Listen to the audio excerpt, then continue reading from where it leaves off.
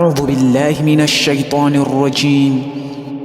بسم الله الرحمن الرحيم. هل أتى على الإنسان حين من الدهر لم يكن شيئا مذكورا إنا خلقنا الإنسان من نطفة أمشاج نبتليه فجعلناه سميعا بصيرا إنا هديناه السبيل إما شاكرا وإما كفورا إنا أعتدنا للكافرين سلاسل وأغلالا وسعيرا إن الأبرار يشربون من كأس كان مزاجها كافورا عينا يشرب بها عباد الله يفجرونها تفجيرا يوفون بالنذر ويخافون يوما كان شره مستطيرا ويطعمون الطعام على حبه مسكينا ويتيما وأسيرا إنما نطعمكم لوجه الله لا نريد منكم جزاء ولا شكورا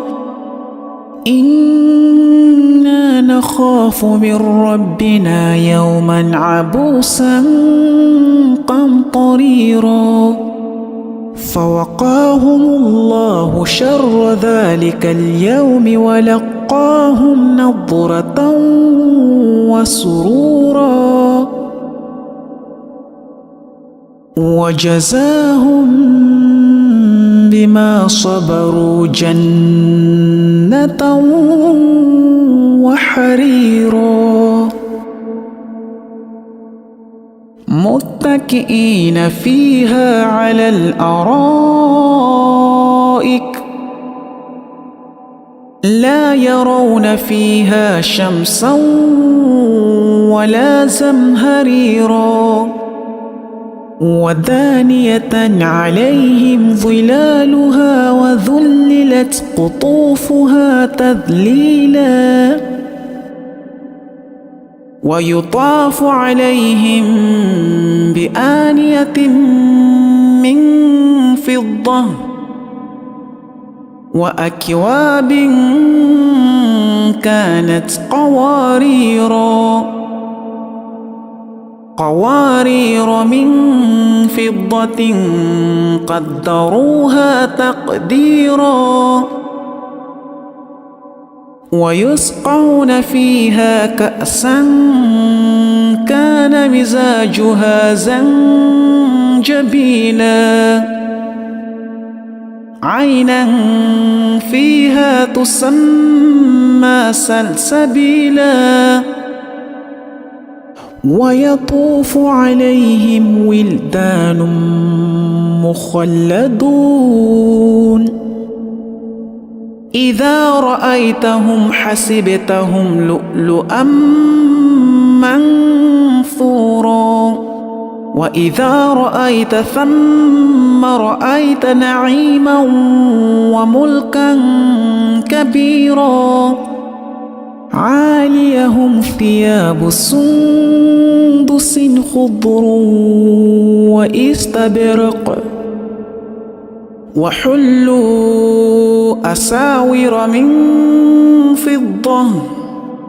وسقاهم ربهم شرابا طهورا إن هذا كان لكم جزاء وكان سعيكم مشكورا إنا نحن نزلنا عليك القرآن تنزيلا فاصبر لحكم ربك ولا تطع منهم آثما أو كفورا واذكر اسم ربك بكرة وأصيلا ومن الليل فاسجد له وسبحه ليلا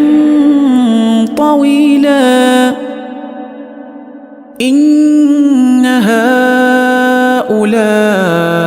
يحبون العاجلة ويذرون وراءهم يوما ثقيلا نحن خلقناهم وشددنا أسرهم وإذا شئنا بدلنا أمثالهم تبديلا إن هذه تذكرة فمن شاء اتخذ إلى ربه سبيلا وما تشاءون إلا أن يشاء الله إن الله كان عليما حكيما يدخل من يشاء في رحمته والظالمين أعد لهم عذابا أليما